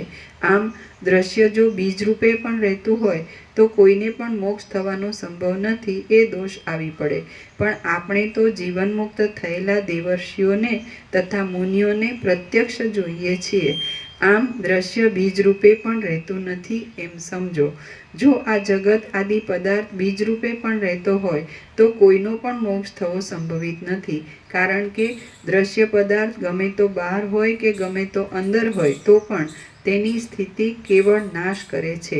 આથી હે રામ, બીજા વાદીઓને અત્યંત ભયંકર લાગે એવી આ એક પ્રતિજ્ઞા હું કરું છું, તે તમે સાંભળો. એ પ્રતિજ્ઞા હવે ઉત્તર ગ્રંથથી તમારા હૃદયમાં ઉતરશે. આ આકાશ આદિ ભૂતો, હું અને તું ઇત્યાદિ રૂપ જે જગત શબ્દનો અર્થ છે તે કાંઈ પણ નથી. આપણી આગળ જે કાંઈ દ્રશ્ય જોવામાં આવે છે તે સઘળું અજર, અમર અને અવ્યય પરબ્રહ્મ જ છે. આ સઘળું દ્રશ્ય પ્રપંચ પૂર્ણ અને શાંત એવા પરબ્રહ્મ પૂર્ણ રૂપે જ પ્રસરે છે અને શાંત રૂપે જ રહે છે. જેમ આકાશમાં જ ઉદય પામેલું ઘટાકાશ આકાશ રૂપ જ છે, તેમ બ્રહ્મમાં જ ઉદય પામેલા જીવ બ્રહ્મરૂપ જ છે. દ્રશ્ય, દ્રષ્ટા કે દર્શન એ કોઈની સત્તા બ્રહ્મથી જુદી નથી. જે બ્રહ્મ છે તે શૂન્ય નથી, જડ નથી અને બુદ્ધિમાં પ્રતિબિંબિત પણ નથી. માટે તે વ્યાપક શાંત જ છે. પ્રતિજ્ઞા ફરીથી. આથી હે રામ, બીજા વાદીઓને અત્યંત ભયંકર લાગે એવી આ એક પ્રતિજ્ઞા હું કરું છું, તે તમે સાંભળો. એ પ્રતિજ્ઞા હવે ઉત્તર ગ્રંથથી તમારા હૃદયમાં ઉતરશે. આ આકાશ આદિ ભૂતો, હું અને તું ઇત્યાદિ રૂપ જે જગત શબ્દનો અર્થ છે તે કાંઈ પણ નથી. આપણી આગળ જે કાંઈ દ્રશ્ય જોવામાં આવે છે તે સઘળું અજર, અમર અને અવ્યય પરબ્રહ્મ જ છે. આ સઘળું દ્રશ્ય પ્રપંચ પૂર્ણ અને શાંત એવા પરબ્રહ્મ પૂર્ણ રૂપે જ પ્રસરે છે અને શાંત રૂપે જ રહે છે. જેમ આકાશમાં જ ઉદય પામેલું ઘટાકાશ આકાશ રૂપ જ છે, તેમ બ્રહ્મમાં જ ઉદય પામેલા જીવ બ્રહ્મરૂપ જ છે. દ્રશ્ય, દ્રષ્ટા કે દર્શન એ કોઈની સત્તા બ્રહ્મથી જુદી નથી. જે બ્રહ્મ છે તે શૂન્ય નથી, જડ નથી અને બુદ્ધિમાં પ્રતિબિંબિત પણ નથી, માટે તે વ્યાપક શાંત જ છે. રામ બોલ્યા, હે પ્રભુ, આ તો વાંજણીનો પુત્ર પર્વતોનો ભૂકો કરી નાખે, સસલાનું શિંગડું નાદ કરવા લાગે, શીલા લાંબા હાથ કરીને નાચવા લાગે, રેતીમાંથી તેલ નીકળે, પથરાની પૂતળીઓ ભણવા લાગે અને ચિત્રમાં આલેખેલા વાદળા ગર્જના કરવા લાગે તેના જેવી વાત છે. જરા, મરણ તથા દુઃખો આદિથી ભરપૂર અને પર્વતો તથા આકાશ આદિવાળું આ જે જગત પ્રત્યક્ષ દેખાય છે તે કાંઈ છે જ નહીં એમ આપ મારી આગળ કેવી રીતે કહો છો? હે બ્રહ્મન, આ જગત જે રીતે વ્યવસ્થિત નથી, જે રીતે ઉત્પન્ન થયું નથી અને જે રીતે છે જ નહીં તે સઘળી રીતિઓ કહો, એટલે મને એ વિષયોનો નિશ્ચય થાય. વસિષ્ઠ બોલ્યા, હે રાઘવ, મારું બોલવું કાંઈ અસંબદ્ધ નથી, યથાર્થ જ છે. જેમ વાંજણીનો પુત્ર ચીસો પાડે છે તેમ આ જગત પણ મિથ્યા છતાં જોવામાં આવે છે. હું તેનું કારણ કહું છું તે તમે સાંભળો. આ જગત ખરી રીતે તો સૃષ્ટિના આરંભમાં થયું જ નથી, તેથી વર્તમાન કાળમાં પણ તેનો અભાવ જ છે. જેમ મનને લીધે સ્વપ્ન આદિમાં નગર જોવામાં આવે છે, તેમ મનને લીધે જ આ જગત જોવામાં આવે છે.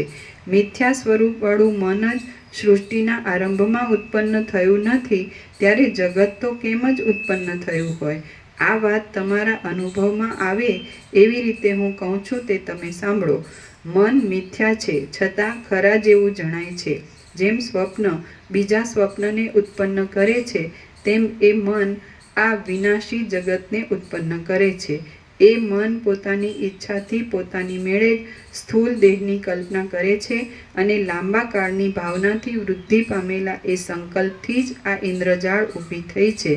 એકલું મન જ પોતે ચંચળ શક્તિવાળું છે, તેથી તે ચાલે છે, ફરક્યા કરે છે, કૂદકા માર્યા કરે છે, ચાલ્યા કરે છે, માગે છે, ભમે છે, ડૂબે છે, સંહારે છે, સંસારીપણું ભોગવે છે અને મોક્ષરૂપ ઉત્કર્ષ પામે છે. શ્રી યોગ વાસિષ્ઠ મહારામાયણમાં ઉત્પત્તિ પ્રકરણનો સત્સંગ વર્ણન નામનો સર્ગ 4 સમાપ્ત. સર્ગ 5 જગત તથા મનનું મૂળ તત્વ. આ 5મા સર્ગમાં જગતના મૂળરૂપ મનનું મૂળ કહેવામાં આવશે અને એ જ તત્વ જગતનું તથા મનનું મૂળ તત્વ છે એમ વર્ણન કરવામાં આવશે. રામ બોલ્યા, હે ભગવાન, હે મુનિશ્રેષ્ઠ, આ મનરૂપી ભ્રાંતિમાં મૂળ કારણ શું છે અને તે મિથ્યાભૂત મન કેવી રીતે ઉત્પન્ન થયું છે? તે શાથી ઉત્પન્ન થયું છે? હે ભાષણ કરનારાઓમાં ઉત્તમ, પ્રથમ મને સંક્ષેપથી મનની ઉત્પત્તિ કહો. જે બાકી રહે તે પાછળથી કહેજો. વસિષ્ઠ બોલ્યા, મહાપ્રલયમાં સઘળું સૂક્ષ્મરૂપ થઈ જવાથી ક્રિયા કરવામાં અશક્ત થઈ ગયું હતું અને સઘળા દ્રશ્યોની સૃષ્ટિનો આરંભ નહોતો થયો, ત્યારે વિક્ષેપ રહિત, અસ્ત રહિત, પ્રકાશમાન, અજન્મા, ઉપદ્રવ રહિત, સર્વદા સઘળું કરવાની શક્તિવાળા, સર્વરૂપ અને મહેશ્વર એવા એક શાંત પરમાત્મા જ અવશેષ રહ્યા હતા. વસિષ્ઠ બોલ્યા, મહાપ્રલયમાં સઘળું સૂક્ષ્મરૂપ થઈ જવાથી ક્રિયા કરવામાં અશક્ત થઈ ગયું હતું અને સઘળા દ્રશ્યોની સૃષ્ટિનો આરંભ નહોતો થયો, ત્યારે વિક્ષેપ રહિત, અસ્ત રહિત, પ્રકાશમાન, અજન્મા, ઉપદ્રવ રહિત, સર્વદા સઘળું કરવાની શક્તિવાળા, સર્વરૂપ અને મહેશ્વર એવા એક શાંત પરમાત્મા જ અવશેષ રહ્યા હતા. તેમના સ્વરૂપને ઇન્દ્રિયો પહોંચી શકતી નથી અને ત્યાંથી પાછી વળે છે. મુક્ત લોકો તેમનો પ્રત્યક્ષ અનુભવ કરે છે. તેમના આત્મા આદિ નામો સ્વાભાવિક નથી પણ આરોપિત ધર્મોથી કલ્પી કાઢેલા છે. સાંખ્ય શાસ્ત્રીઓ તેમને પુરુષ કહે છે. વેદાંત શાસ્ત્રીઓ તેમને અત્યંત નિર્મળ બ્રહ્મ કહે છે. વિજ્ઞાનવાદીઓ તેમને ક્ષણિક વિજ્ઞાનરૂપ કહે છે. શૂન્યવાદીઓ તેમને શૂન્ય કહે છે અને તે સૂર્યના તેજને પણ પ્રકાશ આપનારા છે.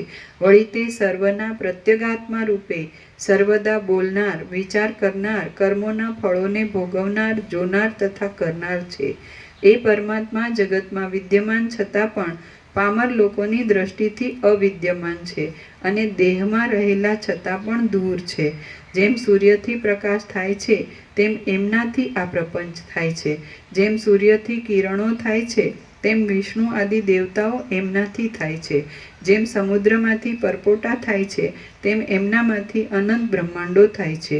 જેમ સઘળા જળો સમુદ્રમાં લય પામે છે તેમ સઘળા દ્રશ્ય પદાર્થો એમનામાં લય પામે છે.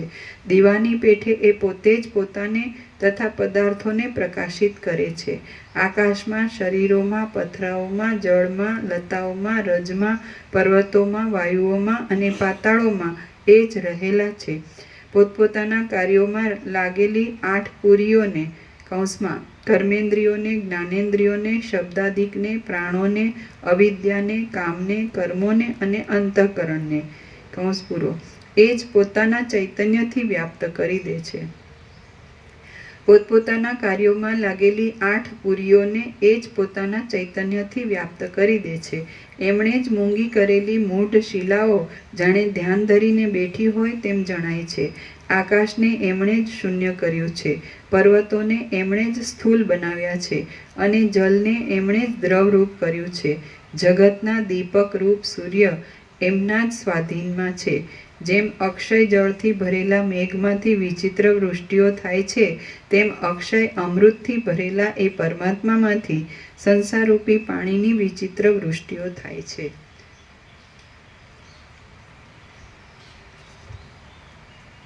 જેમ અત્યંત પથરાયેલા નપાણિયા દેશમાં ઝાંઝવાના જળ જેમ ક્ષણમાં ઉગે છે અને આથમે છે તેમ અત્યંત વિસ્તીર્ણ એ પરમાત્મામાં બ્રહ્માંડો રૂપી મોજાઓ ક્ષણમાં ઉઠે છે અને લય પામે છે.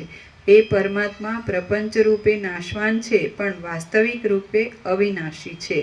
તે સર્વ પદાર્થોની અંદર રહેલા છે અને અત્યંત સૂક્ષ્મપણાને લીધે અંદર ગુપ્ત છે.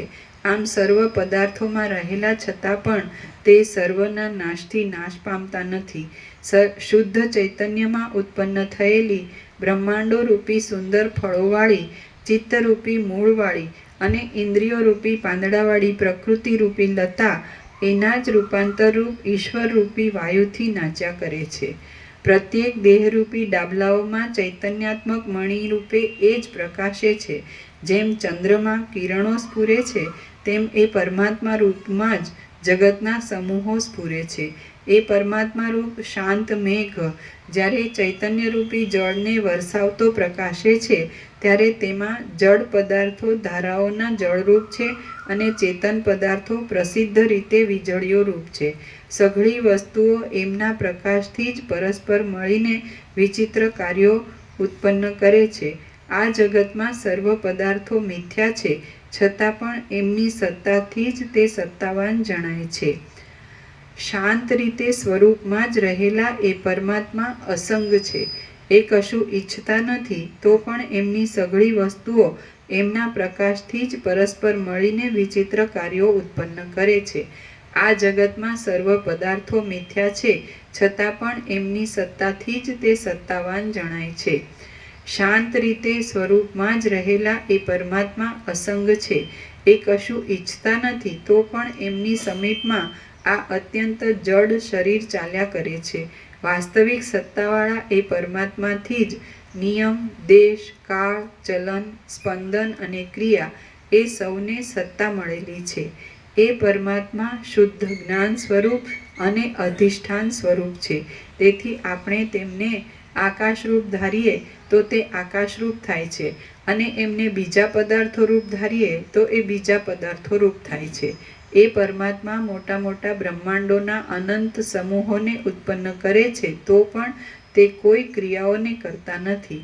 તે તો અખંડ જ્ઞાનમય અને નિર્વિકાર છે.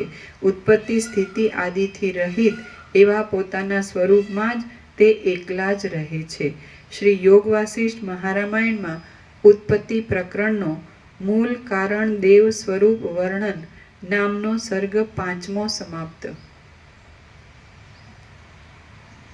સર્ગ 6. જ્ઞાનથી આત્મ સ્વરૂપની પ્રાપ્તિ તથા જ્ઞાનના સાધનોનો ક્રમ. આ 6થા સર્ગમાં આત્માની પ્રાપ્તિ કર્મો કરવાથી થતી નથી પણ જ્ઞાનથી થાય છે તે તથા જ્ઞાનના સાધનોનો ક્રમ કહેવામાં આવશે. વસિષ્ઠ બોલ્યા, સર્વોત્તમ અને ઇન્દ્રિયોને પણ પ્રકાશ આપનારા એ પરમાત્માનો લાભ તેમના સ્વરૂપને જાણવાથી જ થાય છે. વસિષ્ઠ બોલ્યા, સર્વોત્તમ અને ઇન્દ્રિયોને પણ પ્રકાશ આપનારા એ પરમાત્માનો લાભ તેમના સ્વરૂપને જાણવાથી જ થાય છે.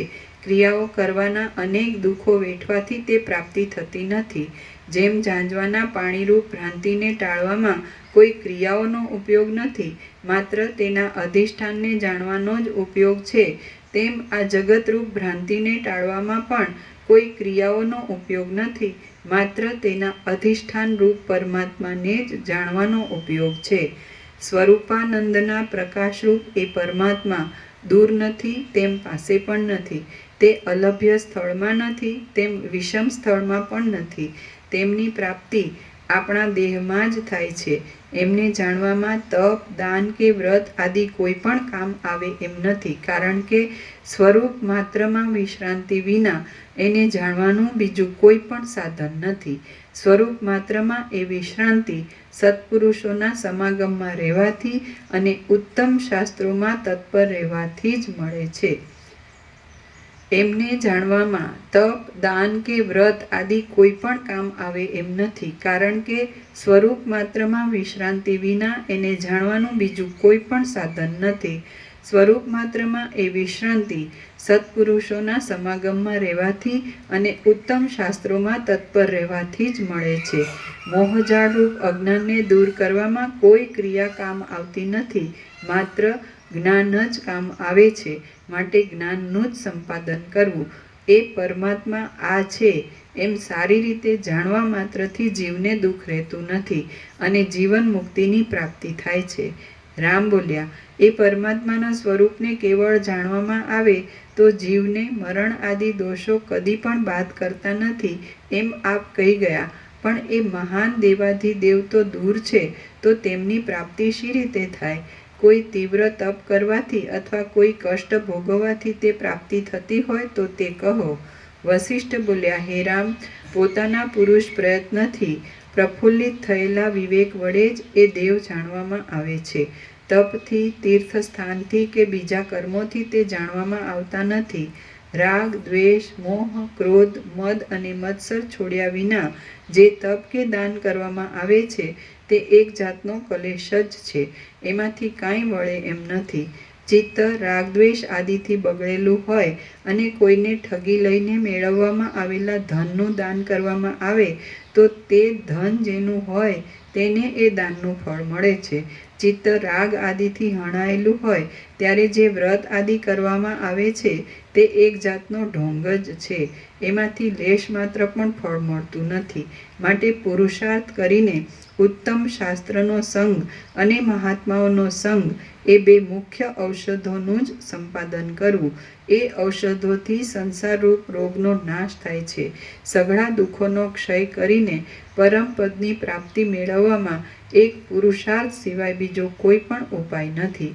હવે આત્મજ્ઞાનની પ્રાપ્તિ માટે કેવો પુરુષાર્થ ઉપયોગી થાય છે તે સાંભળો.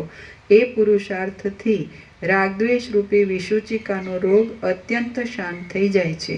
લોકથી અને શાસ્ત્રથી વિરુદ્ધ હોય નહીં એવી શક્ય આજીવિકાથી મનમાં સંતોષ રાખવો અને ભોગના અભિનિવેશનો ત્યાગ કરવો. શક્તિ પ્રમાણે અને યોગ્ય રીતે આજીવિકા માટે ઉદ્યોગ કરવો.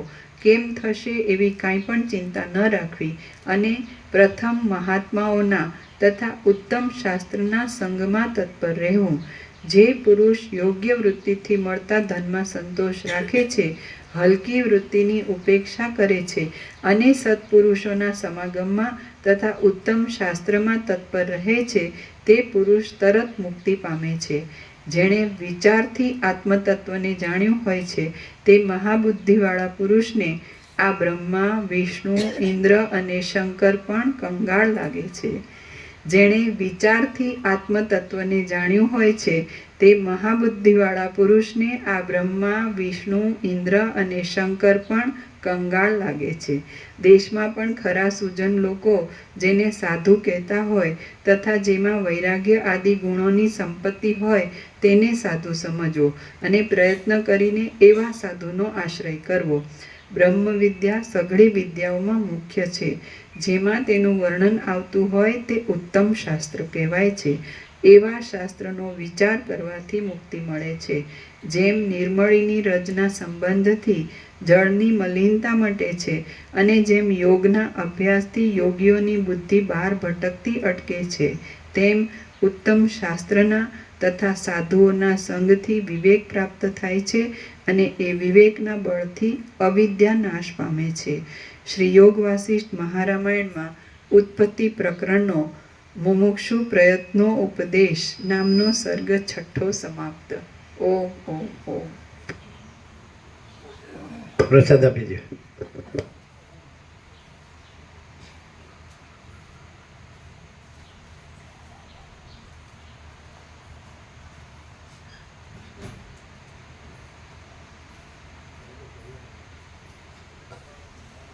આમાં કંઈ શરૂઆતના પ્રકરણ અને નિર્વાણ પ્રકરણ એવો ભેદ લાગતો નથી. આમ સીધું જેમ કે પરમપદ છે એ રીતે છે. પરમ ચિદાકાશ પરમ ચિત્યાખંડ.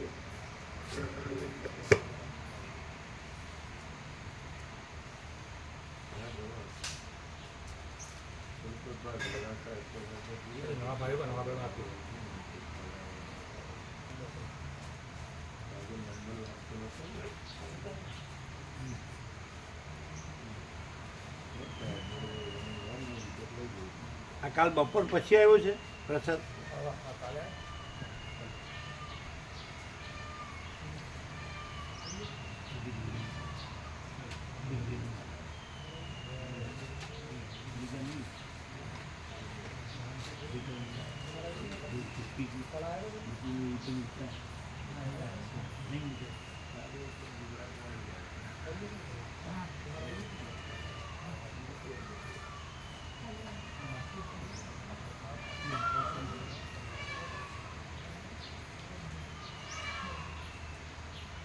અમને આપ્યો, અમને વિવેક પ્રભુને આપ્યો. જે સાંજે નહોતા આવ્યા એ બધાને આપ્યો.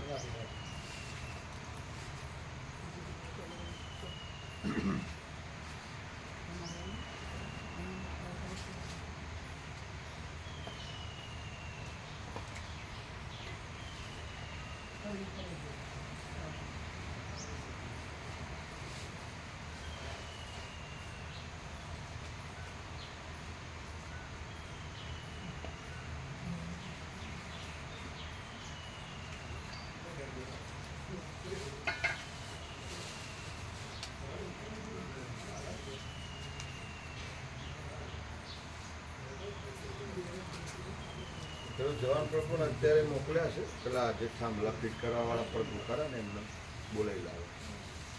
એ લોકો શું હોય કે જાતે જ પેલું માલ નાખીને અને ફિટ કરી દે માપ પ્રમાણે. પણ જે જાળી છે ને જાળી કૂતરા નીચેથી ઘૂસે નહીં એ રીતે ફિટ કરવાની. કારણ કે તો માટી ખોદીને નીચે અહીંયા કરતા હતા એવું. એટલે એવું નહીં કરે ને. ના ના એ કેવી રીતે થશે? એ નીચે ખીલા માર દે. હા.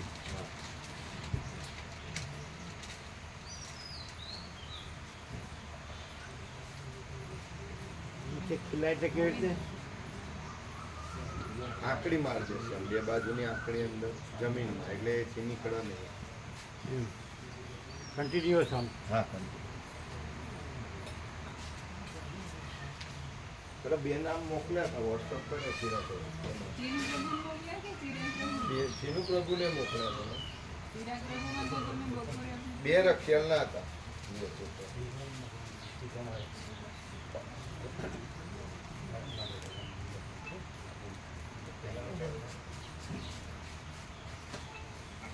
સોનીબેન રાજુભાઈ પટેલ અને ચીનુ પ્રભુનું બીજું નામ આવ્યું. એટલે કુલ કેટલા થયા? 170 ની આજુબાજુ.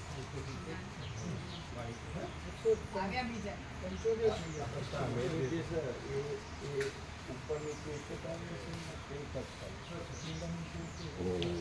આ તો ડબલ જ છે ને બે નહીં. હા મેની સાઈડ એક ઉપર જ. ઉપર નીચે. ઉપર એક ને નીચે એક. એક અને આ બાજુ એક ખાના બે બે ને બે ચાર. આ બાજુ ચાર. બે. એક તમે જો આપણે ગોઠવીએ.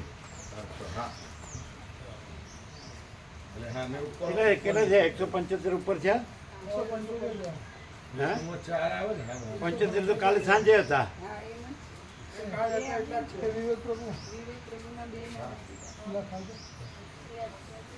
સાંજે 75 તો હતા. 175.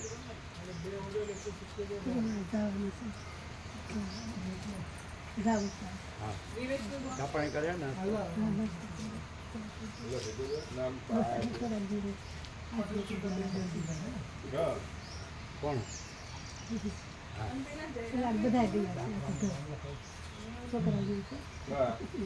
ગરમ એટલે ખબર નહીં આવું કામમાં છે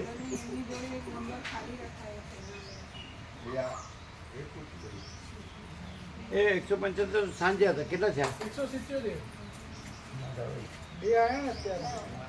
તમે છો ને?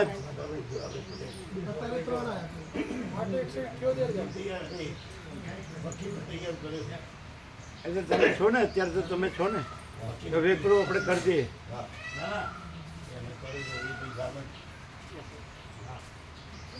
આપણે એરેન્જ કરીએ. ભુવા પ્રભુને આપ્યું પણ પત્ર હે પણ એ તો અહીં લાવ્યા જ નથી. તેમને આપ્યો છે ને એમને હા લઈ લો. આપ્યું. હા, તો પછી લાવો.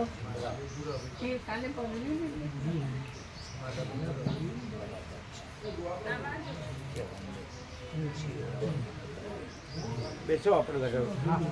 જીંદવા. જીંદવા. ક્યાં બેસીશું? કે અહીંયા? ક્યાં? ક્યાં?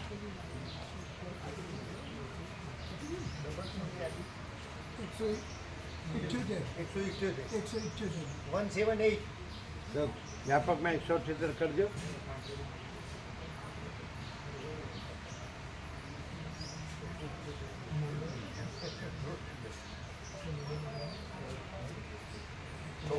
તમારે નાસ્તો કરવો હોય તો કરી લો.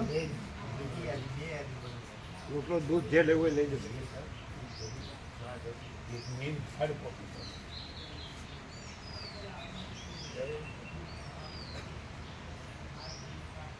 હે તો તમે ચા પાણી નાસ્તો કરી લો. તમે આવો છો? હા, આવો. તમે આવો અને વિવેક પ્રભુ. બરાબર ચાલશે ને? 3 જણ.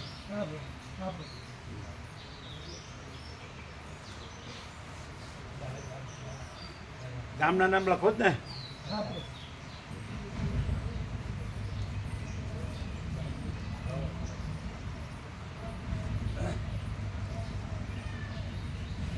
એટલે તમારા સર્કલના કેટલા થયા?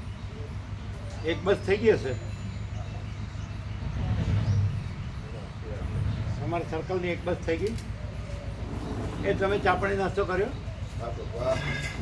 ક્યાં કર્યો? પેલું થઈ ગયું છે આ તો રાત્રે વરસાદ આવી થઈ જશે વાંધો નહીં. કાચું જ બનાવવાનું છે ને હો ચાલે ને. 6 છે હો તમે ચા પાણી નાસ્તો કર્યો? ના બાકી તો કરો. એને આપજો ફૂલ. ઘેર લેતા હોય.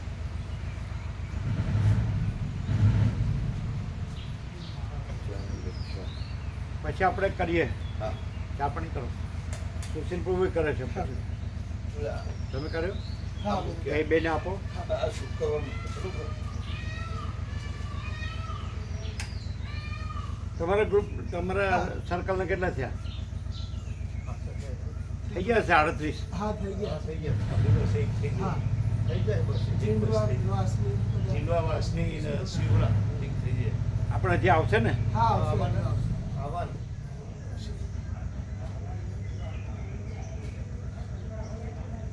એટલે એકની ઉપર એક જ નહીં સીટ હા એક હા, સાઈડમાં એકની એકની ઉપર ઉપર એક અને બેની આ ઉપર બાજુ બે બેની ઉપર બે ડ્રાઈવરની પાછળ બે હોય. હા ડ્રાઈવર વાળા પાછળમાં બે હોય જમણી બાજુ.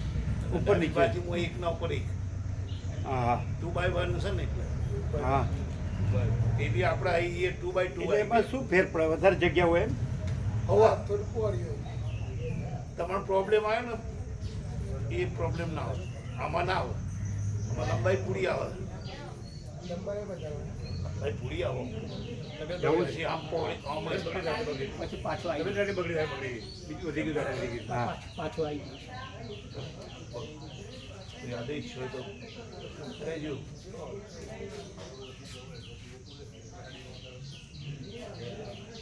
હજી બાકી હોય એને ખબર છે ને બધાને કહી દીધું હજી આવશે નહીં આવશે આવશે. આવશે આવશે તમારા લોકોની 2 બસ થઈ જાય કેમ હજી આવશે ને સિંહોરાના નામ તો ઘણા બાકી છે. સિંહોરાના નામ ઘણા બાકી છે. એમ શિવરા પછી બીજા બધા છે ને તમારા 15 ગામો છે ને હા, સિંહોરા પછી ઝેર બી કહેશું. અરવિંદ પ્રભુના સસરાની બધા ઝેર સસરા તો દેવ થઈ ગયા છે ને એ પંકજ પ્રભુ પંકજ. એમના નાના ભાઈ બાબુ. પછી પેલા ગોકા પ્રવણી બેબીઓ છે પછી ગોવિંદ પ્રવણી બેબી ને એ બધા છે હિના બીના એને ખબર છે બધા એ બધાને ખબર છે. પણ એ હિના માતાજી બધા છે ને આપણે ત્યાં નર્મદા પરિક્રમા ગયા ને ત્યારે એ બાજુ જ ગયા હતા ગામમાંથી બધા. બરાબર ગોકા પ્રભુ મહેશ પ્રભુ કહેવાય. બીજા એમના ભત્રીજાઓ ને બીજા એ અમને નહીં લખાયો છે. હા આમ ખબર છે હા ખબર છે કે લખાવશું કેવું કે આમાં જે શિવરા બાકી છે એમ બુઢાસર ને બધા બુડાસનમાં કીધું છે. બુડાસનના 3 આવ્યા છે સરદાર. એટલે હજી આવશે ખરા હા તો કહો છો ને કે જલ્દી હા, આવે હા, થઈ જશે. સારું પેલા આપો જો નાસ્તો બરાબર ખોલ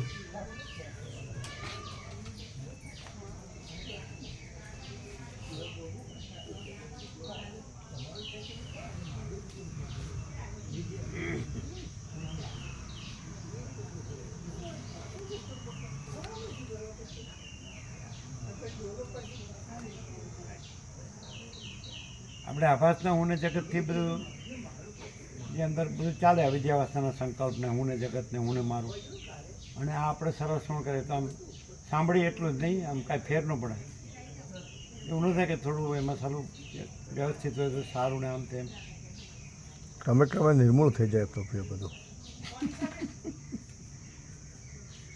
નિર્મૂળ થઈ જાય કે નિર્મૂળ જ છે નિર્મૂળ જ છે. આ છે એમ માનીને એટલે થઈ જાય એમ લાગે તો જે છે તે જ છે અને બીજું છે જ નહીં. દ્વૈત કે ભ્રાંતિ કે વિવર્ત કે વિકલ્પ છે જ નહીં. હું ને જગત છે જ નહીં આ